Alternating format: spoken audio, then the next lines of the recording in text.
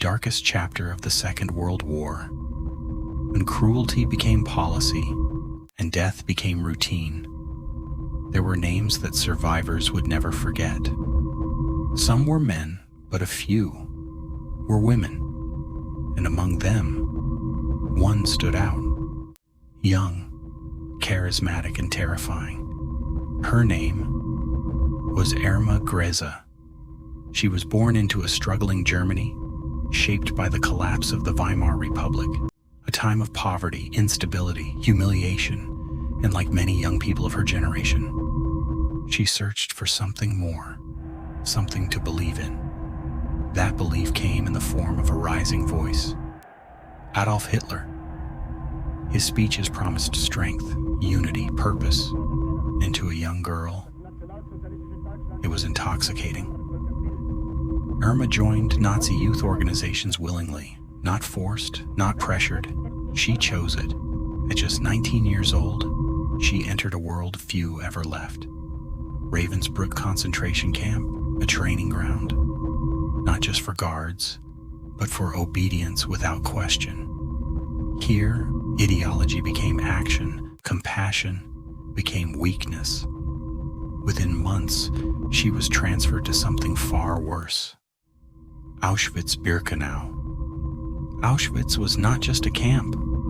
It was a system, a machine, and Irma Grese became part of its inner workings. By 1943, she had risen rapidly, one of the highest-ranking female guards, responsible for tens of thousands of women, mostly Jewish prisoners, from across occupied Europe, Poland, Hungary, beyond.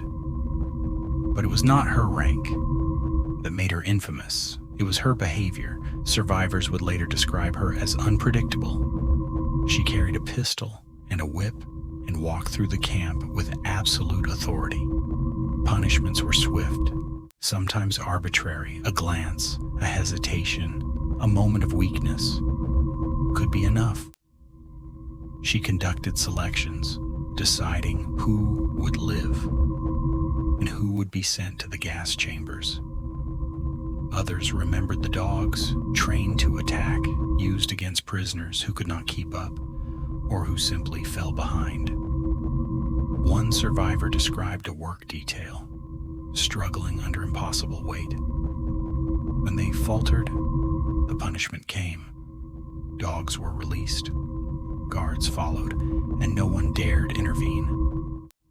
Inside the camp, suffering became routine. Prisoners were forced to stand for hours in freezing conditions, kneel without movement, carry heavy loads until collapse.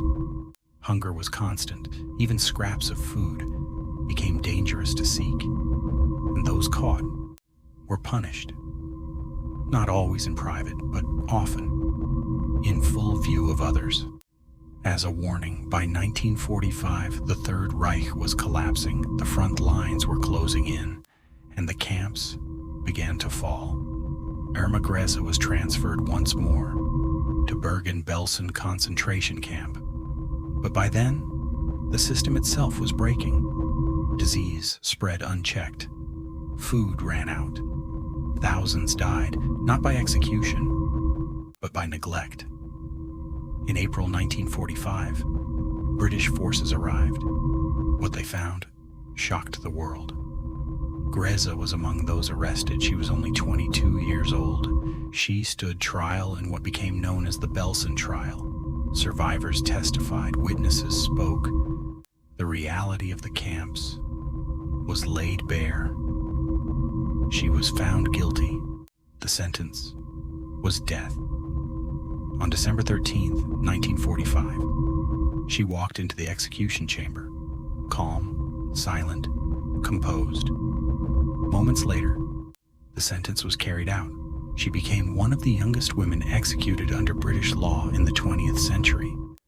But her story does not end there, because the question remains, how does someone so young become capable of such cruelty?